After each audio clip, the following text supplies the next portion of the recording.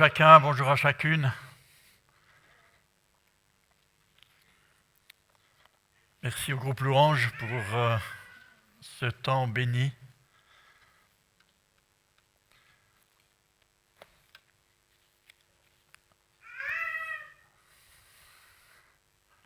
Jour de victoire, écrit le jour de victoire, jour de Pâques.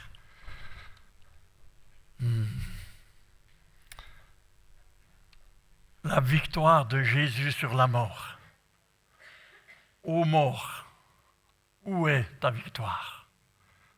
Ô mort, où est ton aiguillon? Christ a vaincu la mort. Vous savez, la fête aujourd'hui, celui qui est le plus heureux aujourd'hui, c'est même pas le peuple de Dieu, c'est le Père. C'est le Père qui est le plus heureux dans le ciel, parce que pendant des siècles, il a retenu, il a attendu le moment, ce moment-là, où tout ce qu'il avait sur son cœur puisse être donné à son peuple. La résurrection de Jésus, c'est l'attestation de Dieu sur la vérité que Jésus a apportée. La victoire, la résurrection de Jésus, c'est l'approbation de Dieu sur l'œuvre et le ministère de Jésus. Tout ce qu'il a dit, tout ce qu'il a fait. Et l'approbation divine, la résurrection, c'est l'approbation de Dieu sur l'œuvre de la croix, le sacrifice de la croix. Dieu a dit, je suis OK maintenant avec ce que mon Fils a dit, avec ce qu'il a montré et avec sa vie qu'il a donnée. Dieu dit, je suis OK, je suis d'accord, je mets mon sceau divin sur l'œuvre de la croix, sur le sacrifice de Jésus et sur son message. Aujourd'hui, le Père dit, si vous voulez connaître la vérité, regardez à Jésus. Si vous voulez connaître comment vivre, regardez à Jésus. Le Père dit, s'il y en a un, Jésus disait, celui qui m'a vu a vu le Père. Eh bien, le Père dit maintenant, Jésus est le modèle à suivre, le modèle que vous devez imiter.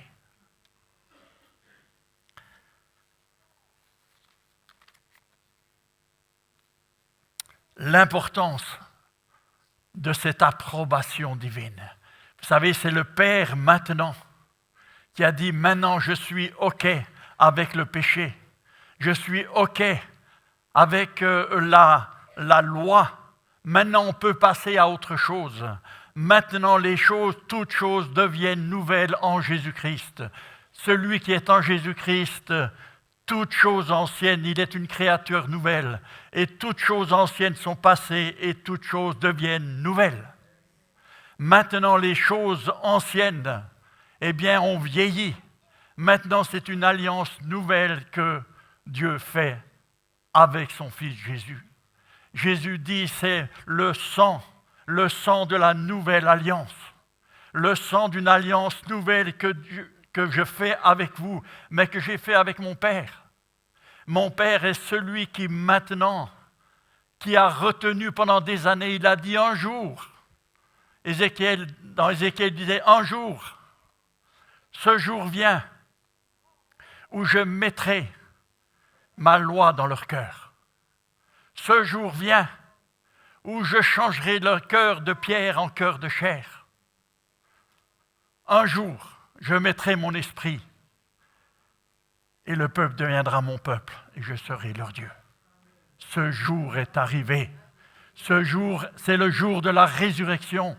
Le Père a retenu et maintenant, celui qui est le plus content de tout ça, c'est qu'il peut libérer tout ce qu'il avait retenu, tout ce qu'il avait en réserve.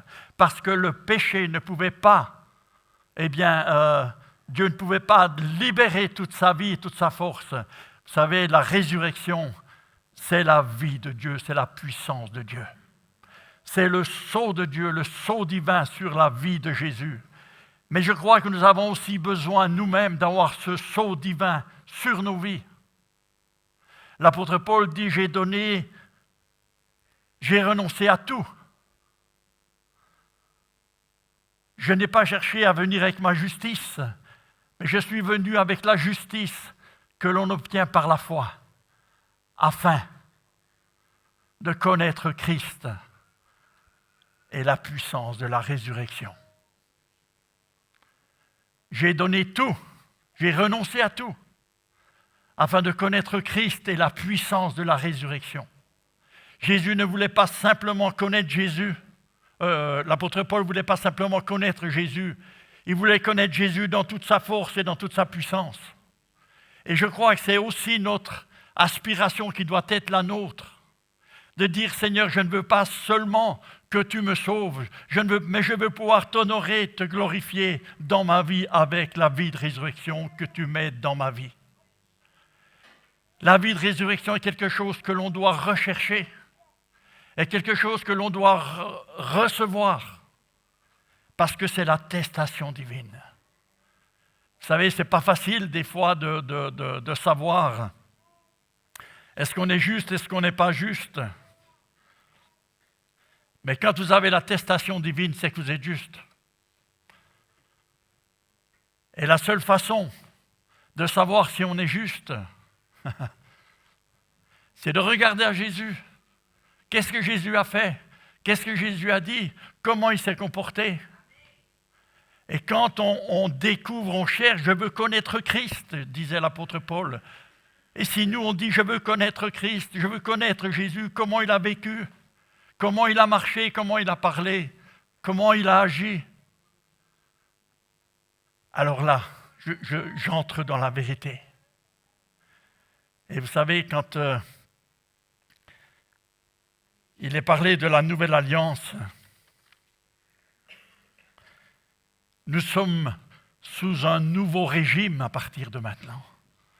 En Jésus-Christ, nous sommes sous le régime de la grâce. Nous ne sommes plus sous le régime de la loi. La loi mettait l'accent sur l'homme et sur son péché. Maintenant, la foi met l'accent. Nous sommes dans le régime de la foi. La foi met l'accent sur le Père et son projet. Met l'accent sur Jésus et son œuvre à la croix. Et met l'accent sur le Saint-Esprit et son action au milieu de nous. La foi ne regarde plus à l'homme et à son péché. La foi regarde ce que Dieu a dit, ce que Dieu a promis et ce que Dieu va faire par son esprit. C'est cela aujourd'hui, la Pâque. Ce que l'on doit rechercher, c'est l'attestation de Dieu. Parce que sans l'attestation de Dieu, sans la vie de Dieu, en fait, c'est la vie de Dieu en nous. On n'aura jamais de victoire sur le péché si on n'a pas la vie de Dieu en nous. On n'aura jamais la victoire sur nos ennemis si on n'a pas cette vie de Dieu qui nous donne cette force, qui nous donne cette capacité de marcher, de tenir debout, eh bien dans l'adversité.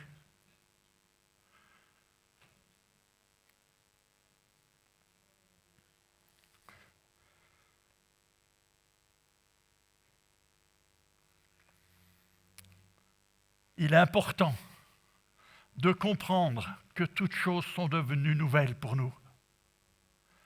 Nous devons savoir et nous devons regarder par la foi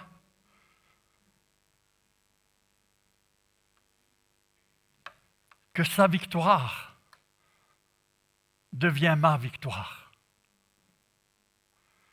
Sa justice devient ma justice. Son triomphe sur le monde spirituel devient mon triomphe.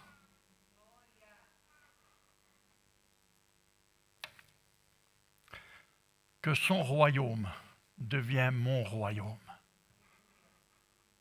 Que sa famille devient ma famille. Que sa vérité devient ma vérité. Nous devons nous identifier à cela. Sa résurrection devient ma résurrection. Parce que Jésus est ressuscité, je suis ressuscité avec lui. Parce que Jésus, non seulement, il est ressuscité, mais il est monté au ciel. Il est assis à la droite de Dieu. Et qu'est-ce que la Bible dit?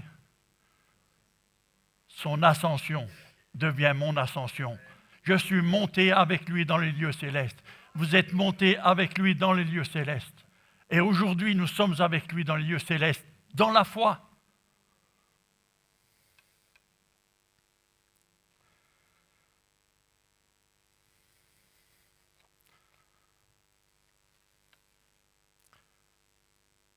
Sa victoire. On s'identifie à Christ. On s'identifie à toutes les conséquences glorieuses de la croix.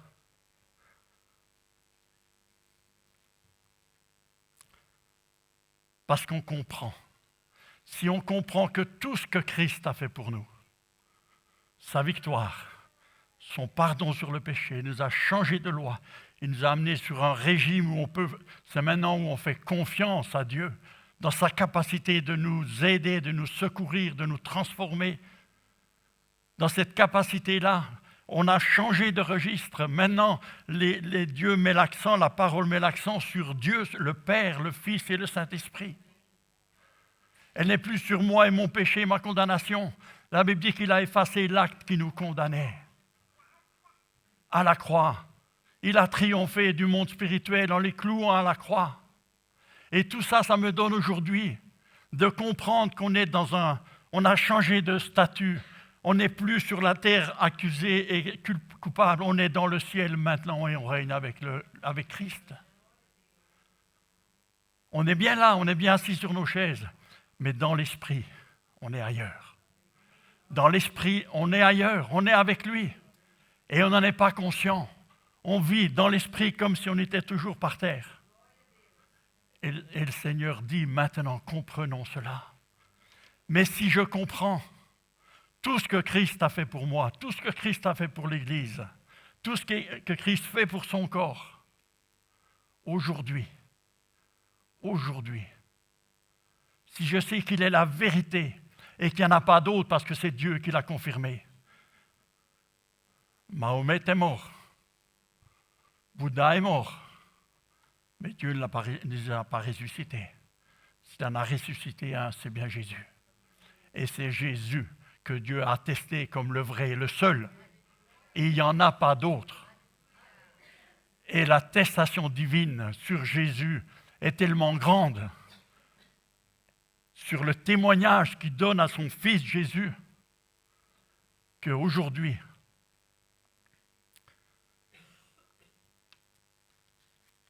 moi je devrais dire,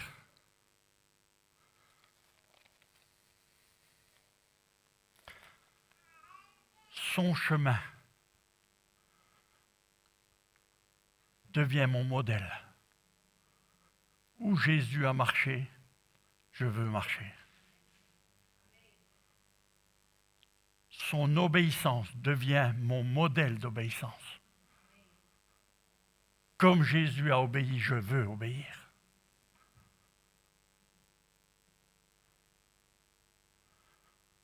Sa soumission au Père devient mon modèle de soumission. Non pas ma volonté, mais ta volonté.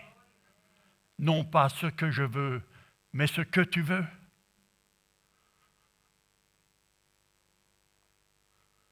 Ma croix, sa croix, devient ma croix. Mon modèle à moi, comme Jésus a renoncé à lui-même, comme Jésus a béni ses ennemis, comme Jésus a pardonné à ses ennemis, il devient mon modèle de renoncement à moi-même.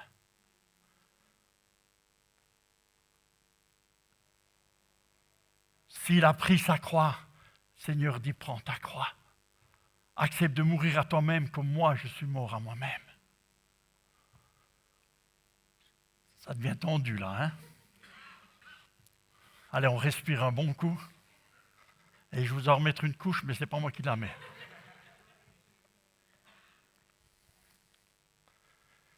Jésus dit, celui qui veut me suivre, qu'il se charge de sa croix, qu'il renonce à lui-même chaque jour. Vous êtes d'accord avec ça? Jésus dit, celui qui veut me suivre, il renonce à lui-même, il prend sa croix chaque jour. Et moi, je croyais que ça finissait là. Et je ne l'avais jamais vu, je crois. Et je l'ai vu en préparant ce message. J'ai même de la peine à le dire.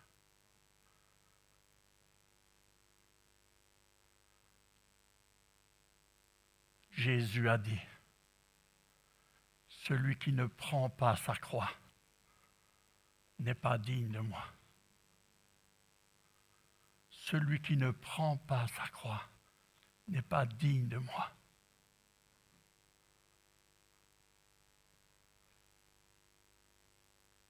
Quand Jésus dit une chose comme cela, ça veut dire qu'il a fait tellement de choses pour nous, que pour nous, on dit, oui, mais bon, voilà, on est sauvés, tout va bien. Il a fait tellement de choses que quelqu'un, il dit, oui, mais bon, prendre sa croix, il dit, ben, t'es pas digne de moi si tu penses comme ça. Celui qui veut être mon disciple, qui veut me suivre, il prend sa croix et il me suit. Il apprend à marcher comme j'ai marché. Il apprend à parler comme j'ai parlé. Il apprend à agir comme j'ai agi. Alors à partir de là,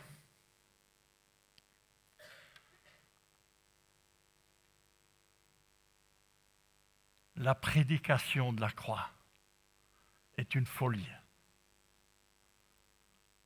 disait l'apôtre Paul. Mais en même temps, elle est une puissance pour nous qui croyons. Elle est notre puissance pour nous qui croyons. Elle est cette puissance qui nous donnera de nous tenir debout quand les choses deviendront difficiles. Elle est la puissance qui a tenu debout les apôtres quand ils sont morts martyrs. Elle est la puissance qui nous tiendra debout devant nos adversaires et devant les épreuves et la tentation. La vie de résurrection, c'est celle-là, quelque part, qu'on a besoin. C'est cette vie que le Père peut donner à partir de son Fils maintenant. Vous savez que les promesses que Dieu a faites, et ce n'est pas Jésus, ce n'est même pas le Saint-Esprit, c'est Dieu qui s'engage. Il dit que si vous acceptez de marcher avec Jésus, il dit après que vous aurez souffert un petit peu de temps, Dieu vous affermira, vous fortifiera et vous rendra inébranlable. Si dans la main de Dieu, on accepte le plan de Dieu, si on passe un peu par des temps un peu difficiles, mais si on a confiance en Dieu, aujourd'hui, ce que Dieu nous demande dans la loi, dans la nouvelle alliance, c'est de faire confiance à Dieu. Que quand il dit qu'il nous affermira, qu'il nous transformera, qu'il nous rendra semblables à son Fils Jésus, à l'image de son Fils, on doit le croire. On doit saisir ces choses.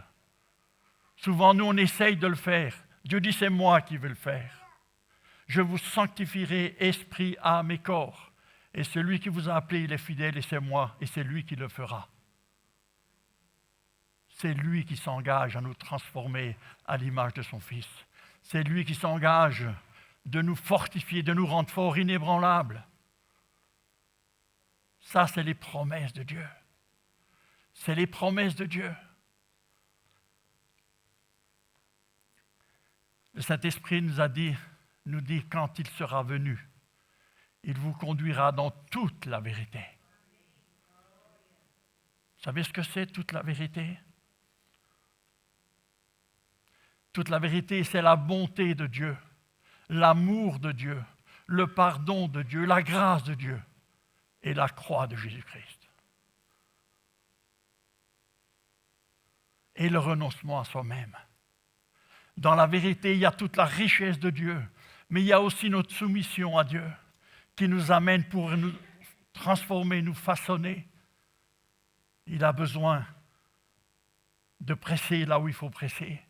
Il a besoin quelque part de nous amener sur un chemin où on renonce à nous-mêmes. Vous savez, par nous-mêmes, on ne voit pas les choses. Mais il suffit que Dieu nous conduise un petit peu dans un chemin un peu étroit. Et là, on voit où ça fait mal. Là, on voit où il y a les choses qui ont encore besoin d'être changées, qui ont besoin d'être touchées. Et souvent, le chemin de Dieu, c'est celui-là. Quand Dieu dit, on se dit comment il va faire? Eh bien, vous savez, il fait des choses toutes simples. Hein? Il ne nous demande pas de faire de grandes choses. Il nous dit, toute chose concourt au bien de ceux qui aiment Dieu. Les circonstances de ta vie vont permettre à Dieu de te façonner. Vont permettre à Dieu de te façonner à l'image du potier qui a le vase, qui fait son vase. Eh bien, les circonstances de ta vie sont là pour être façonnées de la part de Dieu. Ça veut dire que Dieu mesurera ta vie, mesure ton propre cœur, mesure les choses, les circonstances de ta vie. Il sait exactement là où il doit presser pour que tu puisses dire, Seigneur, plier le genou quand il faut plier le genou. Mais il sait aussi il faut encourager. Il dit, maintenant, vas-y, tu es sur le bon chemin. Mon esprit est avec toi, vas-y, continue. Et puis, quelque temps après, il represse un peu sur un abcès qui nous fait mal, mais qui lui fait mal aussi. Les circonstances de notre vie sont le moyen que Dieu utilise pour nous façonner. La seule chose que Dieu nous demande, c'est que quand les choses sont un peu difficiles dans notre vie, fais-moi confiance. Toi, tu ne sais pas exactement ce qui se passe, mais moi, je sais ce que je fais. Même si les choses sont difficiles, fais-moi confiance. Tu ne comprends pas, mais moi, je sais ce que je fais. Parce que c'est la manière de Dieu. Vous savez, quand il dit, je vais le lire avec vous, Romains 8, 28, écoutez,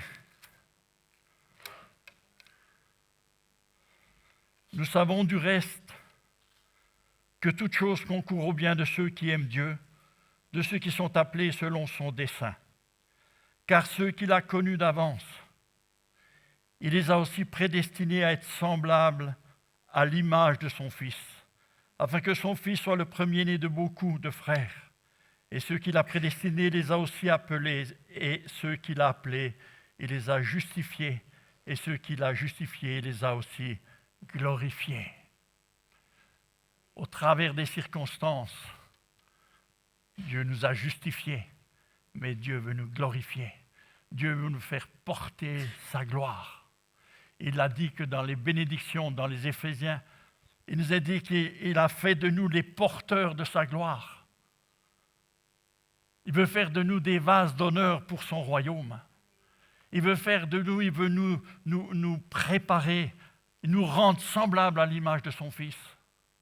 Mais on a besoin d'avoir confiance en lui dans les moments que l'on ne comprend pas.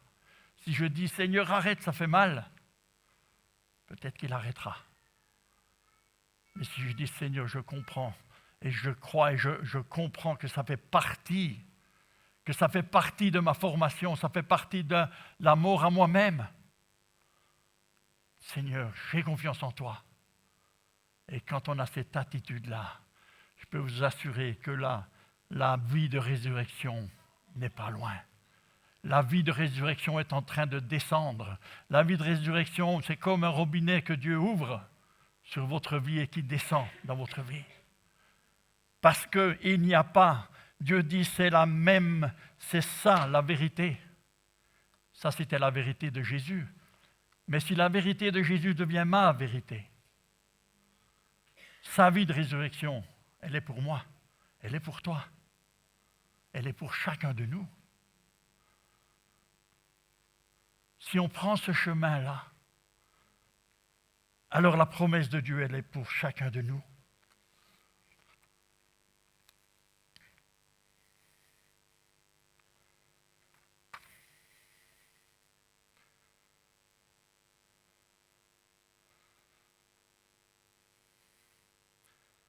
Vous savez, souvent, parfois, on accepte tout le bon côté glorieux Et quand on doit un peu souffrir, c'est là que ça nous fait mal. On dit, ouais, mais Dieu ne fait pas souffrir. Alors, Dieu n'aime pas faire souffrir. Mais l'obéissance fait souffrir. Jésus a appris l'obéissance par la souffrance.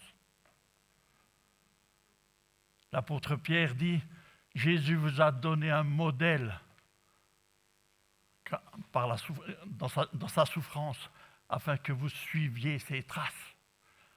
Mais après, il dit, après que vous aurez souffert un peu de temps, ça ne dure pas toujours, mais le temps de mourir à soi-même, ça fait mal. Mais si c'est pour que mon moi meure à la croix, moi je suis partant. Et le Seigneur dit, eh bien ma vie de résurrection, elle est pour toi. La vie de résurrection, elle est pour tous ceux qui comprennent le principe du royaume de Dieu. Les principes du royaume de Dieu. Si le grain de blé ne meurt, il ne peut pas porter du fruit. Claudia a dit, s'il n'y a pas la mort, il n'y a pas de résurrection. C'est vrai. S'il n'y a pas de mort, il n'y a pas de résurrection. Mais quand il y a la mort, il y a la résurrection. Et c'est pour ça qu'en partageant le pain et le vin, nous voulons nous souvenir que Dieu a fait une alliance avec nous, que Jésus a fait une alliance en son sang. Et ce sang de cette alliance me dit que Dieu maintenant a des projets pour ta vie. Me dit que Dieu maintenant, tous les projets qu'il a, au travers de Jésus-Christ et de sa mort, il peut les accomplir dans ta vie. Il peut te transformer, il peut te rendre inébranlable. Mais il a besoin que tu acceptes de lui faire confiance quand il presse un peu fort sur ta vie, quand il t'amène à la croix, quand il t'amène à renoncer à toi-même. Si tu ne prends pas la fuite, tu dis, Seigneur, je comprends et je sais que c'est le chemin. Vous savez, Jésus, je ne vais pas le dire, je vais pas mal le dire, mais Jésus restait un homme comme nous. Il va vers son Père, il n'y a pas d'autre chemin, Seigneur. Il n'y a pas d'autre chemin que de mourir pour avoir ta vie. Le Père dit non. Il va avoir ses disciples, ils sont tous endormis, puis il retourne vers le Père, puis il dit, il n'y a pas d'autre chemin. Il n'y en a pas d'autre, je suis obligé de passer par là. Le Père dit oui. Il retourne, puis il dit, mais peut-être qu'il y a un autre chemin. Et il retourne une troisième fois vers le Père. Il n'y a pas d'autre chemin que de passer par la mort. Il dit non. Le royaume de Dieu est libéré, la puissance du royaume de Dieu est libérée quand tu acceptes de mourir. Au travers de la Sainte Seine, si on comprend, il a accepté de mourir pour nous. Est-ce que j'accepte de mourir pour lui? On n'est pas en train de parler physiquement. On n'est pas en train de parler qu'on doit aller sur une croix pour mourir. On est en train de dire, je renonce à moi-même. Je renonce à tous mes projets, mais je prends tes projets. Si ton projet, Seigneur, c'est de me transformer à l'image de ton Fils afin que tu puisses être glorifié, afin que les gens puissent être touchés et sauvés, alors, Seigneur, je suis partant. Si c'est ça si c'est ça qu'on comprend que Dieu nous demande, et dit, Seigneur, alors, moi je suis partant. Le Seigneur dit, bien, l'attestation du ciel, le sceau divin vient sur ta vie. Et c'est pour ça que l'apôtre Paul, qui avait compris ça, il dit, Seigneur, je veux connaître, je renonce à tout pour être avec ta justice, la justice qui s'obtient par la foi. Sur le terrain de la foi, je ne viens plus sur mes œuvres, mais sur l'œuvre, ton œuvre à toi, et l'œuvre de Jésus-Christ. Parce que je veux connaître Christ, sa puissance de résurrection et la communion à ses souffrances. Il savait très bien que la vie de résurrection passait aussi par un temps de souffrance. Je veux connaître la vie de résurrection et la communion à ses souffrances, disait l'apôtre Paul. Mais si on sait que cette part, que la vie de résurrection est tellement plus grande, si tu ne prends pas ta croix, tu n'es pas digne de moi. Moi, ça m'a scié. Parce que Jésus a payé le prix fort. Jésus a payé le prix fort. Le Père a payé le prix fort. Il a donné son seul fils qu'il avait.